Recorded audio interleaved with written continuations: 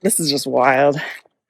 Like, this is my version of church. It was just like, I didn't even want to speak in there. It's just so... Hi all, I'm Kristen, and this is Unstoppable Outside. Today I'm in Utah, coming to you from Buckskin Gulch. I started at the Wire Pass Trailhead, which is known for the wave, and while I didn't get a permit for that, Buckskin Gulch only requires a day pass that you can buy at the trailhead. You come and explore the slot canyons here, and it does not disappoint. I've just pulled into Wire Pass Trailhead. This is one of the entrances into Buckskin Gulch, and this is an area where they have slot canyons. Buckskin Gulch is one of the longest slot canyons in Southwest United States. We're going to have some options. We can just do 5.6 miles out and back to an overlook. That will take you through some of the slot canyon. We can go onward to 11, 12, 20 plus miles out and back. We're not going to do that much today because we're just coming off Ragnar and already have like 30 miles under our feet from the past 3 days. But we are going to go out and explore. It's 10 a.m. It is already 70 degrees and definitely not going to get any cooler. Before I get going, I'm going to do a few truck setups. I'm going to wipe down my solar panels and plug those in to make sure that my battery's charging while I'm out and about and getting the most sunshine it can.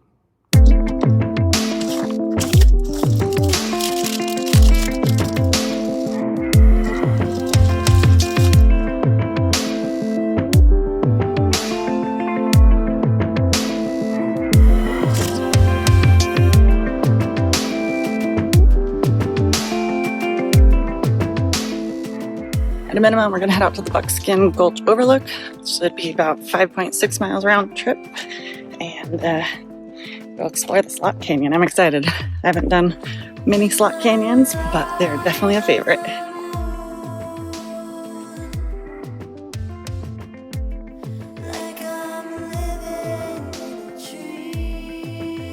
A few things to take mind of while you're out here.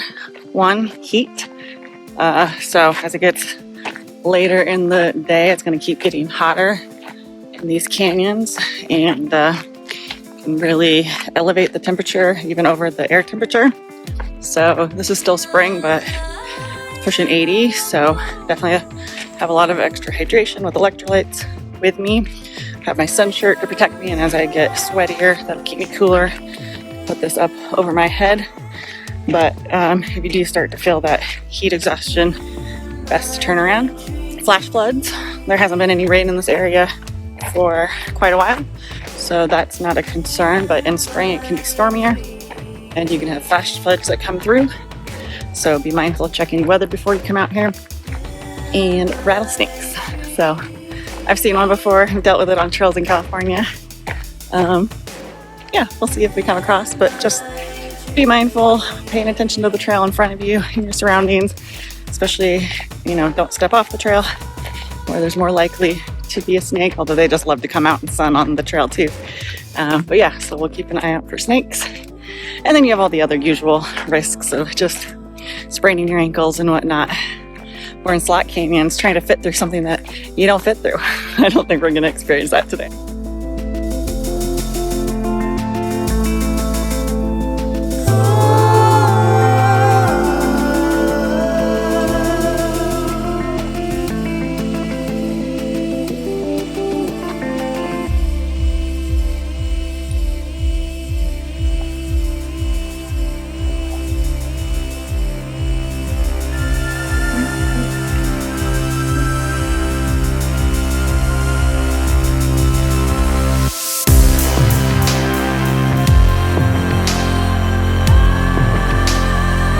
This is just wild.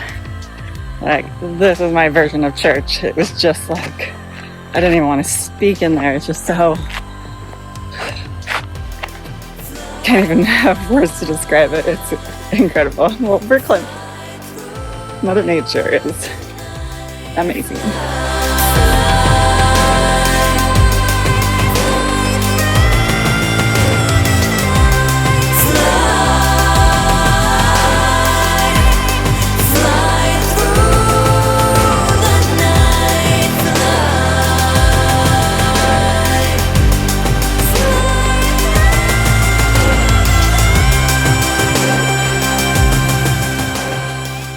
antelope and people.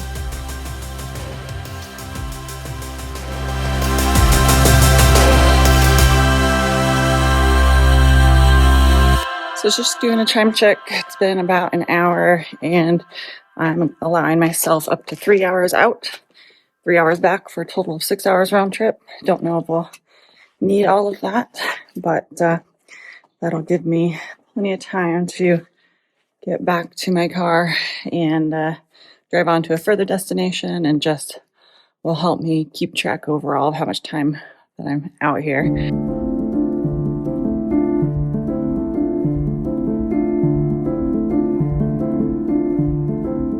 This area is in the Paria Canyon-Vermilion Cliffs Wilderness, and there is an option to backpack through here.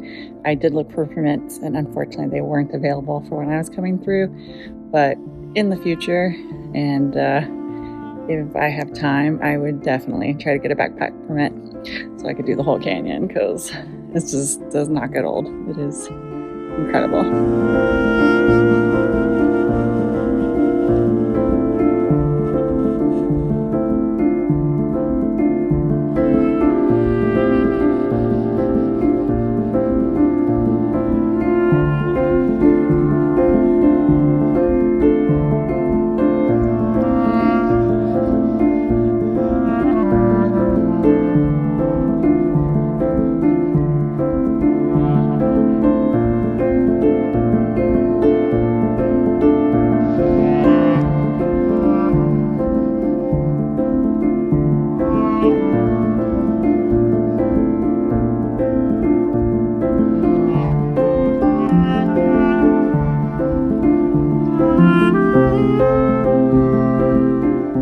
Spookier in this section.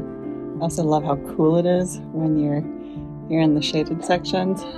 It's like 20-degree difference from when you're getting direct sun. It's really cool how this clay like dries in layers, just like peels up. It's got the darker red on top and the white gray underneath. Beautiful. I mean, this is what they would make pottery out of.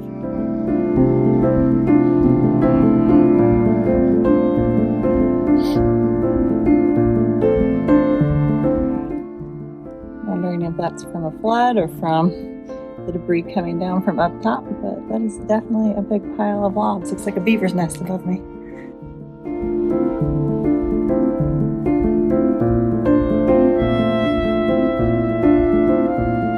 Passing through the Buckskin Gulch overlook.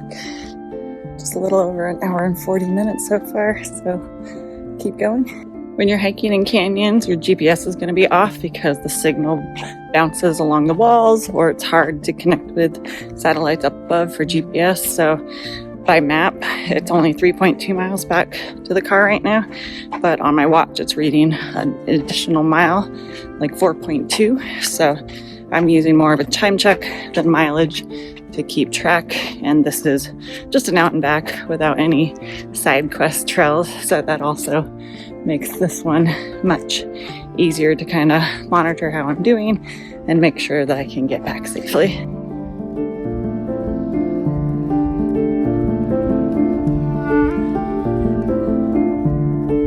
can definitely see some of the last flooding, probably knee or thigh high for me. Yeah, definitely thigh high. So no joke to be out here during a flash flood.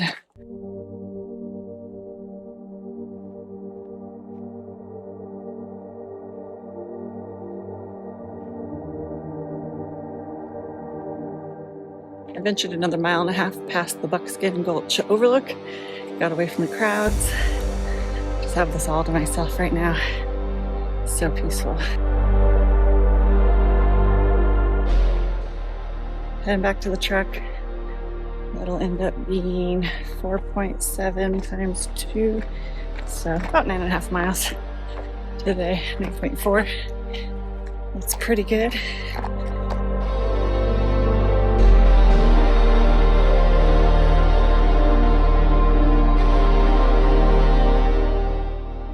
That sun, it's no joke. I would not want to be stuck in this section for a prolonged amount of time. Fortunately, I'm about to head back into one of the narrower slots that are fully shaded and 20 degrees cooler.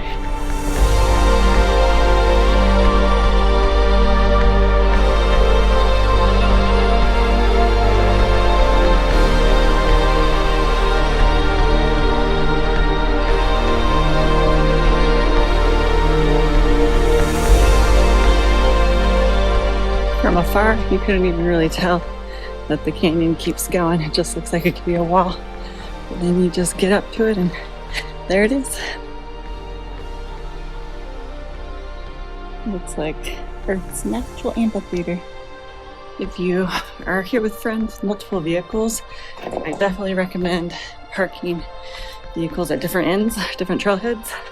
The shorter one would be the car at Buckskin Gulch Trailhead, and then drive to Wire Pass. It's about 4.6 mile drive, and then you can do, I think it's a 5.6 mile hike point to point, and then drive back. Alternatively, to go through the full Buckskin Gulch Canyon, you can leave one car at either the Buckskin Gulch Trailhead or Wire Pass Trailhead, and then all the way at the other end, I don't know what trailhead it is, I'll post it on screen here. So that's the 20 plus mile option versus having to do an out and back. That way you can definitely see it all. Or like I had wanted to do, get the camping permits, and that will allow you to see more as well.